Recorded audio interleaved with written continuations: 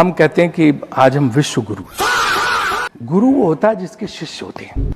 यहाँ हम आश्रम खोल के बैठे, एक भी शिष्य नहीं है, शिष्य एक भी नहीं है, गुरु आश्रम खोल के बैठे हुए हैं। देखो बीच में डिस्टर्ब मत करो, क्या चीज है मुझे पता है। अभी पीएम खाना खाने गए हैं, टीवी देख नहीं रहे, आप इसे पे बोलिए, कोई बात नहीं, आप सुनाई जाएगी। आपसे अच्छा काम तो हमारी आईसीसी ने किया। हमारा विवाद हो गया था क्रिकेट मैच को लेकर, तो आईसीसी ने बातचीत करके पाकिस्तान, बांग्लादेश सबको बिठा के मामला सुलझा लिया। तो विदेश आपकी सरकार से ज्यादा अच्छा काम तो आईसीसी कर रही है, तो कुछ ऐसा ही सीखो ना। मुझे याद है यूनाइटेड नेशंस में डेलीगेशन गया था, हमारे भाजपा के मित्र सब थे, यहाँ कुछ बैठे हैं, तो वहाँ पे ट्रंप का रिजल्ट आ रहा था, वो जीत रहा था, और ये लोग इतना खुश थे कि वहाँ होटल जो था यूएन प्लाजा, वहीं से उन्होंने कहा मिठाई नहीं मिली तो केक खरीद के बांटने लगे कि अब ट्रंप आ गया, हमारी जय जयकार, हमारा बड़ा मदद होगा, बहुत अच्छा रहेगा। और आज उसने ऐसा केक खिलाया कि हम सब लोगों को पता चल रहा है कि क्या बुरा हाल हो गया। तो इसलिए हमें जो है इस बात का ख्याल रखना चाहिए, हमें इस बात का ख्याल रखना चाहिए कि किसी से भी गलबैयाँ करो तो जो कहते हैं ना उनका।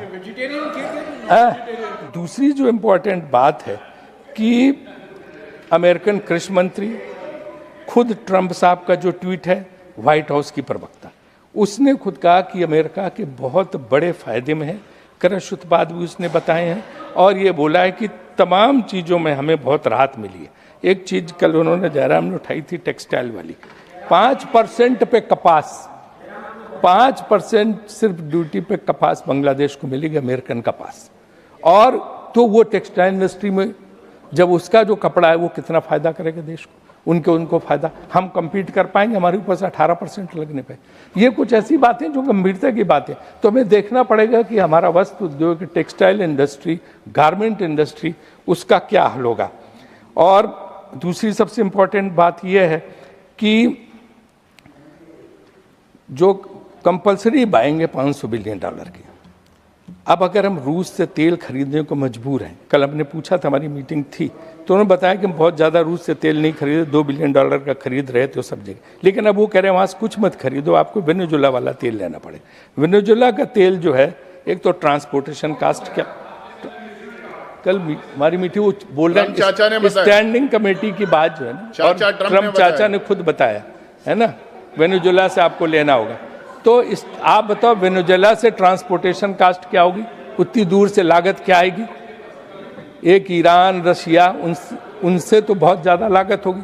दूसरा उनका crude oil, thick crude oil है, हमारी कौन सी रिफाइनरी उसको प्रोसेस कर पाएंगे।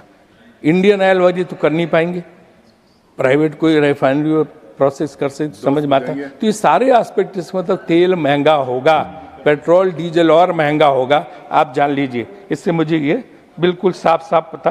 हम कहते हैं कि आज हम विश्व गुरु हैं। गुरु वो होता है जिसके शिष्य होते हैं। यहाँ हम आश्रम खोल के बैठे, एक भी शिष्य नहीं है, शिष्य एक भी नहीं है, गुरु आश्रम खोल के बैठे हुए हैं। अभी जो यार नीरज प्लीज चुप रहो, कुछ नहीं करेंगे तुम्हारा, शांत रहो है। तो ये जो है, आप बताओ, जब युद्ध हुआ, किसी एक देश ने, छोटे मोटे देश ने हमारे सपोर्ट में बयान दिया।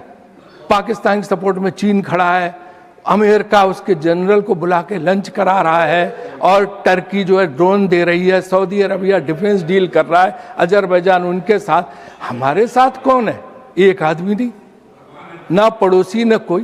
तो ये कौन से गुरु की बात हो रही है?